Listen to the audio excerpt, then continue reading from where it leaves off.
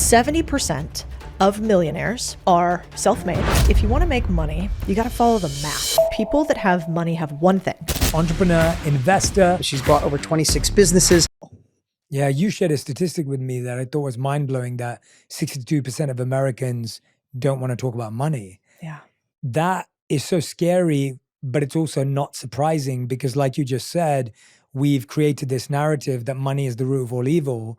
And it was so fascinating because someone actually said this to me, where if you look up the actual reference, it says love of money is the root of all evil. I never knew that. Yeah. How did we? And the truth of the matter is, though, that in any market we can make money. And so although it's really difficult out there, there's like one silver lining that I've kind of been screaming from the rooftops for the past 3 years. And people, I think, are starting to see it, which is that we are thankfully, I think, going to have a marriage between baby boomers and young people that would be very unexpected. So right now, and historically, young people have said, okay, boomer, you messed up our economy, boomer. You're not employing me, boomer. You don't understand my life. You listen to the music that young people like. They don't like that generation in a lot of ways.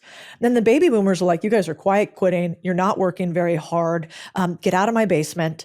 And so these two generations have been at war in some ways, like a quiet war, because 50% of marriages end divorce, but 100% of business marriages typically end because no business lasts forever, right? And so at some point, you're going to have a rift with your business partner, by and large. And probably you'll have a few rifts with them. So I would actually say it's cool to be scared about that. You should be. The thing that I want people to think about is like, I want to make risk a non-4-letter word, because I think that the key to wealth is actually risk, taking some of it. And so when I was thinking those last 2 years in the business, I was running a business in Latin America. I had taken the business from zero to $1 billion in assets under management.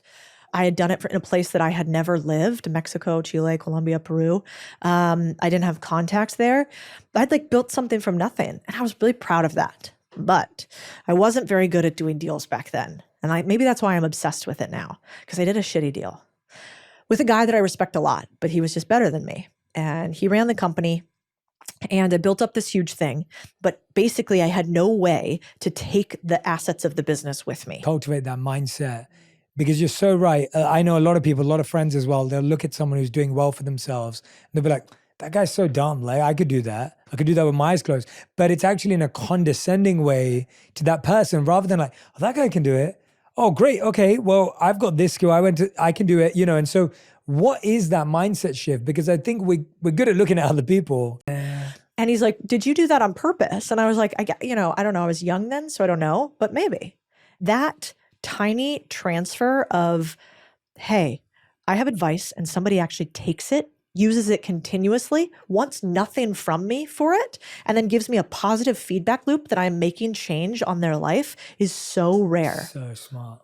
Right? That's genius. That's actually the best mentorship advice I think I've ever heard. Because I think so many of us, when we want someone to be our mentor, the first mistake is we ask them to be our mentor. Don't do that. That also makes me die on the inside. If somebody asks me that, I'm like, that's such a huge responsibility. What if I f you up? Exactly. I don't want or that. What if I don't have time? What if I can't respond? Like that's the natural reaction. Right. And same with me. I've always had mentors that don't know they're my mentors. It's the only way. And I wouldn't be where I was today if I didn't have some big haters that I felt like I needed to prove wrong. Yeah. Well said. Yeah. I want to dive into the heart of this book, because what made it so unique for me is I don't think I've ever heard anyone really talk about buying ordinary businesses. And that's the crux of so much of your work and why it's different and how you're getting people to think differently about ownership. You had this video that I remember watching that got like 11 million views, talking about this vending machine business.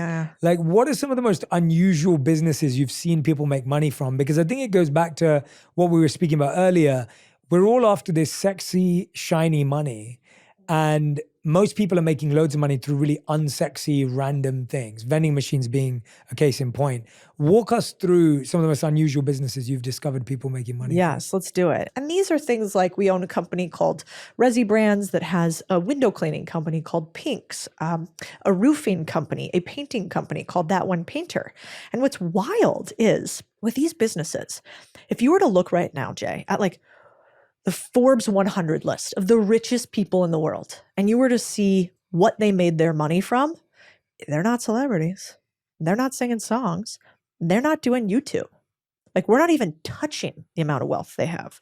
What do most of them have in common more than anything else? Finance and business ownership.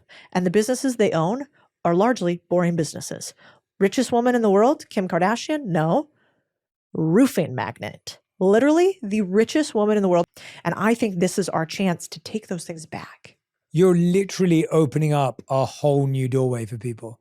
Like, I don't think I've ever even thought about it. Like, it's so far off from what I think we were all trained to believe would make us successful, safe, stable, wealthy.